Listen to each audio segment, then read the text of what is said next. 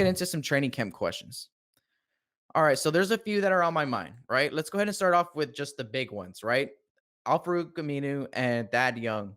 What's going to happen with these guys? Are they going to get moved before training camp, during training camp, before the season? Are we going to hold on to them? And how long are we going to hold on to these pieces? Is Alfaru Aminu going to be on the team? I don't know. I don't know. There were some clips that came out this week, right, on Instagram and I think on Spurs Twitter. Of the guys working out in the gym, right? They're already a lot of our guys are in San Antonio already. They're working out and all that stuff. I'm not so sure if I saw any of these two there. You guys can let me know in the chat below. But what are we going to do with these two guys is the biggest question right now on the table. Concerning just like the organization of our roster and our budget and our salary and acquisition of assets and things like that. That's very important. We're still in the off season technically. So technically I'm still like waiting to see if this domino is going to fall and when it's going to fall, right? So that's first off. The next big question for me, this is the thumbnail to a clip that I put out a week or two ago, but who is going to start at power forward is a huge question for me. Is it going to be Luka Samanic? Is it going to be new Spurs, Jock Landale, or Zach Collins? Or are we going small? Are we going to keep KJ at the 4?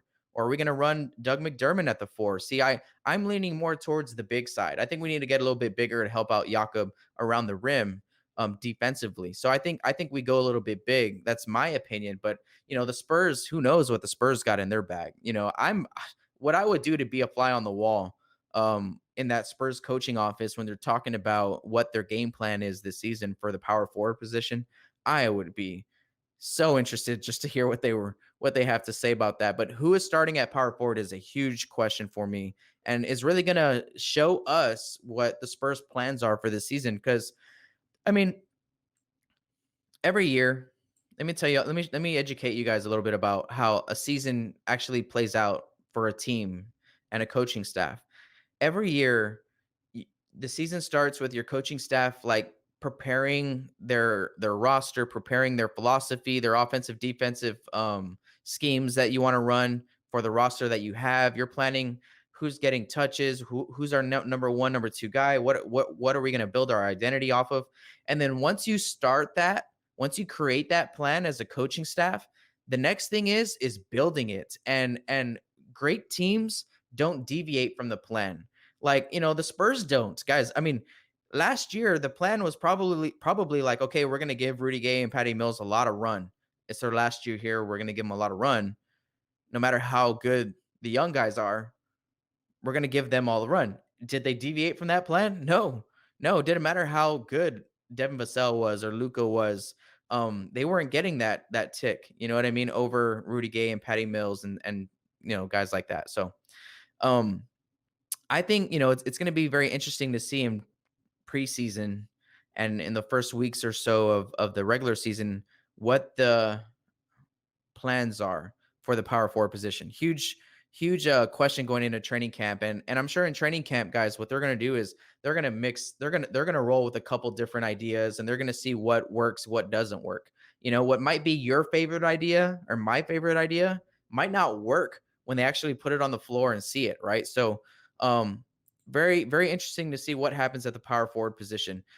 Next, let's go ahead and move down to the center position because I'm thinking the Spurs did a great job adding shooting. I think we're going to be okay in that department. Now, in the size department, in the rebound department, in the defending the rim department, in the center position, are we rolling with Jakob Pertl and Drew Ebanks as our 1-2 double-headed monster, twin tower-ish set of big men for this season? Because you don't need 3 or 4 centers. NBA fans, NBA Spurs fans, you don't need 3 or 4 centers. We don't need a bunch of guys like Jakob on our team. You need one Jakob and a couple backups. Now, there's a couple of interesting things here. I am very interested to see how well Jakob plays with size with him next to him at the 4 position, like we just talked about before. 2, I'm interested to see what the Spurs have in store for us this season concerning Drew Eubanks' role. There was a great Q&A that came out on At the Line Make sure that you guys go to SpursTubeTv.com. Check out Ty Yeager, Mac Pena, Nick Yarbrough, and Noah Magaro George. They have the At the Line show, the At the Line podcast. Sorry, At the Line podcast, and they had Drew Eubanks on. He was a guest. They did a Q&A with Drew Eubanks, who's number 14 right here. And he talked. There was a lot of fun. It was a lot of fun. First off, the episode was awesome. Second, he talked about how he's been working on his 3-point shot, and Chip England has been very Chip England, who's like the shot guru of the NBA, right? He's like the best shot doctor, the best shot guy in the NBA, right? Basically. He is very positive and confident in Drew Eubanks' perimeter shot. And I've seen Drew Eubanks play a few times in Austin. And in Austin, he incorporated a mid-range jump shot a little bit more. That was actually, it looked nice. It looked nice and it went down. In the NBA, in his playing time in San Antonio, he hasn't shown that. He's been a finisher around the rim and a defensive presence and a hard screen setter, and a smart passer, right? That's been Drew Eubanks' role in San Antonio so far. But this season there might be a shift where Drew Eubanks might be able to shoot the ball more. From all the pieces of information that I've heard around me, is that is the plan for this season, is that Drew Eubanks is going to be a stretch five, and that Drew Eubanks is going to shoot maybe 2 to 3 threes a game. You know what I'm saying? So um to me, having Jakob Poeltl, who plays the way he plays, and having a Drew Eubanks who plays similar to him, but a little bit more able to stretch out the floor, stretch out his game. To me, having these two guys as your centers, as your 1-2 center, I'm confident in it. Again, we don't need three centers on our team. We don't need Jakob, Jared Allen, and DeAndre Jordan on our squad. We don't need that. Okay, when it comes down to playoff basketball and all that stuff, there maybe none of them even play, Jakob included, right? So it's just like, no, we don't need those guys in abundance, right? So I think if Drew Eubanks is doing nothing but trending upwards and forward in his development, and the next stage of his development is shooting the rock, that's great, because Drew is a great defender, brings maximum effort every time, right? So I love it. So the big question for me heading into training camp is, excuse me, drinking a little bit of coffee from my Bellagio mug. Shout out Bellagio, Las Vegas. Um, so my question is, is this the plan? 1, 2, and then if we are going to roll out some stretch fours at the 5 spot when we go small, is it going to be Zach? It's probably going to be Zach Collins, Jock Landale, and Lucas Amanez running the small ball 5. To me, I'm very interested to see if that's how this is going to play out. All right, next question for me is a two-parter. One is Bryn Forbes, right? What is his role this season? What is his tick gonna look like? His shot count? And I don't. I'm not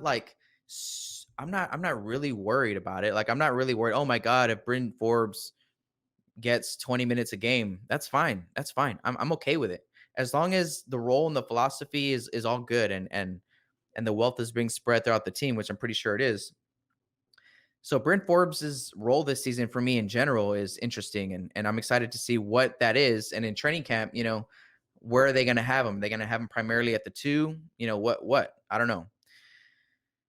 Leads into my second question here, tying him in with Trey Jones, is who's the real backup point guard? Who is the real backup point guard for the Spurs this season? Is it going to be Trey Jones in his second year, which is very uncharacteristic of the Spurs to go ahead and throw a new player into the second year player into the fire in that way? It's a little uncharacteristic. I think Trey Jones is ready. He's a competitor. He's physical. He can defend. He showed a little bit of sauce to his game in the G League and in the Summer League. Still waiting to see that opportunity given to him to show it on the NBA stage. But if Derek White and DeJounte are going to start together, are they going to come off the floor together? I think that's something that we saw often this past season, was that, Derek and DeJounte started games together, but they were the first two off the floor in most games, like at the 6 minute mark or whatever. They would come out, here comes Patty Mills and and whoever, and then they'd come back in together, right? And then they would be staggered a little bit throughout the game. But you know, who's going to be the backup point guard role? I think it can be Bryn Forbes. I think it can be Trey Jones.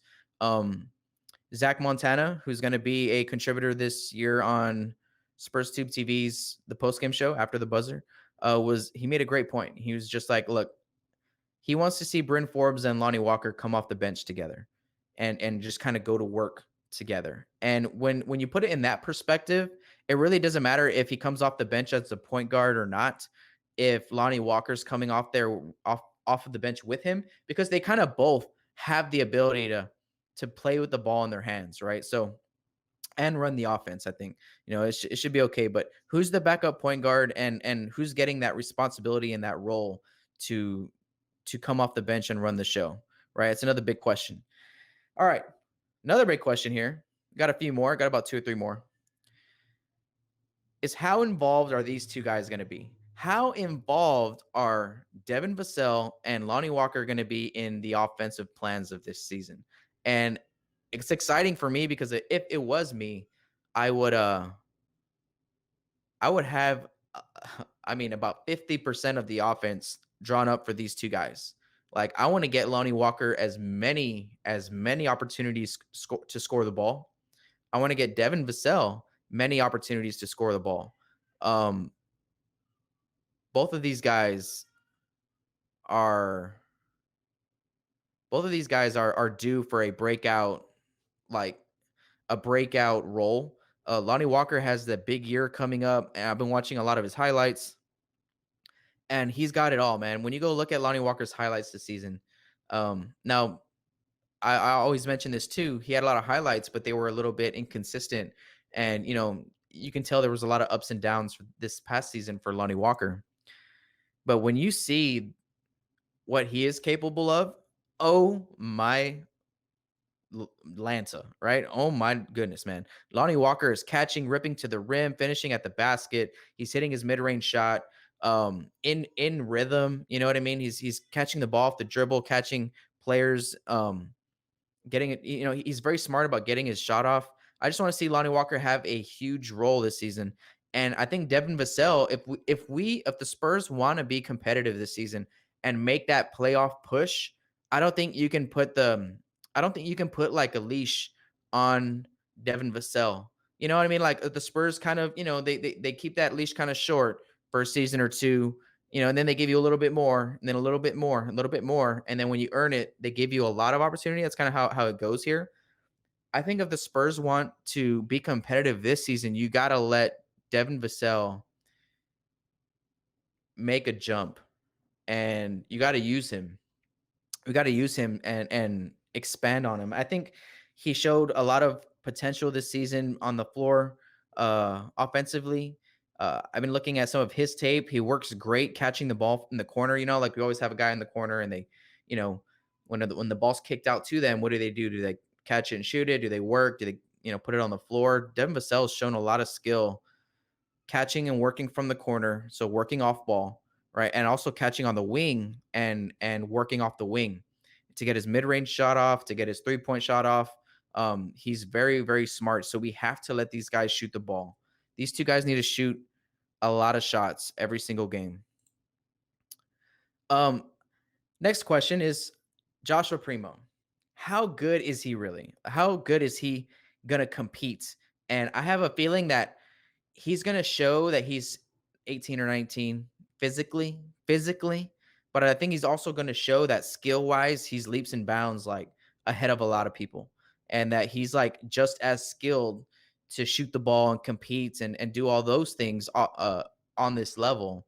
And I think that physically he's going to show that, there's still some room to grow. Now, question is, my question is, how involved is he going to be in training camp? Is he going to be put on the second team right away? Is he going to be like your third string perimeter guard? Or are they going to already put the plan in place? Like I talked about earlier, like, the coaching staff gets together, they put a plan in place for the roster. and also for every single person on the roster. And is Joshua Primo's plan to really not be that involved this year, or is it going to be, hey, let's throw him into the fire in training camp and see if he actually like if he's actually like bumping heads with all these guys and proving something. You know what I mean? So cuz Joshua Primo has a lot of upside, he also needs a lot of room, time. He needs time. And that's fine. All these guys needed time. Joshua Primo needs time as well to kind of just refine some things and learn some things and communicate and battle at the level so he can. I think Joshua Primo is a guy that whatever level he competes at, he rises to that level, and it just takes him a little bit of time to understand how he's going to be successful in that level. And so I'm interested to see in training camp if he actually does prove something or not, and how involved he's going to be actually in the plans for this season because he's a great shooter. Talk about shooting, adding Bryn Forbes, adding Doug McDermott. Um, Joshua Primo is already a great shooter, right? And can probably come into the league and at bare minimum do that. He can come into the floor right now, into the game, check in off the bench, whatever, and be able to hit some shots. He'll be able to do that year one. I think so. So, we'll see. We'll see if the opportunity is given or not. It's a big question. All right, next big question is Doug McDermott. One of my more exciting acquisitions this season. I'm very proud of this one because he was on my board. All right, earlier on in the offseason, I made a free agency board and Zach Collins was on there too. Zach Collins was on there and Doug McDermott was on there. And basic principle of like why I wanted Doug McDermott off is obvious, right? Is that he's one of the best shooters in the NBA. Like, let's not even, guys, we got like two of the best shooters last season in the NBA on our squad this year in Bryn Forbes and Doug McDermott. Now, we all know Bryn Forbes, so we know what the cons are to Bryn Forbes. Doug McDermott, we don't really know yet. I don't think that well what the cons are for Doug McDermott. But we'll find out. But I'm very excited for this acquisition because he provides such a unique complexion to the guys that we already have. To me, I think like he can literally be a catalyst that just blows the whole thing into action. Like seriously, like you put Doug McDermott next to a guy like Keldon, DeJounte, Jakob, a guy, anyone who needs space on the floor. Lonnie needs space, right, to work. You put Doug McDermott out there with him, and oh my God, dude, he's just gonna make everything happen for everyone else. And the Spurs didn't have that. Like that's why it was so hard.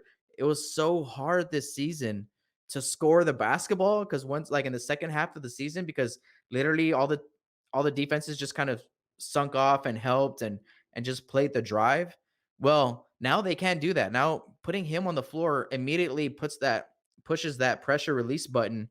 Oof. And now all of our guys that are really fantastic at getting to the rim can get to the rim a lot easier. So I'm interested to see in training camp, what their plans are for Doug McDermott. I think we need to be running a lot of plays for Doug McDermott. Basically, like all the set plays that we would run for Patty Mills off the bench, I think should go to Dougie. Like pretty much. Like let Lonnie cook, um, let Devin Vassell cook, but let's catch Doug McDermott, off a lot of screens and catching him wide open as much as we can to get him the shot, get a shot off, right? He's getting paid. Like he has one of the top 3 or top 4 salaries on the team right now. So I expect him to be heavily involved as well. Like literally, like talking about shot count, it's probably going to be like Derek White, Doug McDermott, uh, Lonnie Walker, DeJounte, right? Three at 3 and 4 in some way, something like that. I would expect him to be heavily involved. He might even start. I'm not so sure about him starting unless he starts at the 3 over Keldon. I don't start Keldon or Doug in my mind at the 4 unless you're going small, like you know what I mean, like situational. We're going against Houston and they're all small, or we're going against Sacramento, they're all small, whatever. You can afford to put a 3 at the 4. Then we put maybe Doug McDermott at the 4 or Keldon at the 4. But I think if we're talking about how do we want to play, I think we should play big with a stretch 4, right? I think that's how we should play. Doug McDermott really doesn't fit into that equation unless he's playing over Keldon at the 3 in the starting lineup. So very interesting, right? Very interesting. Him versus Keldon going at each other in practice is something I'd love to see. Something I'd love to see. All right. So those are my training camp questions. Now,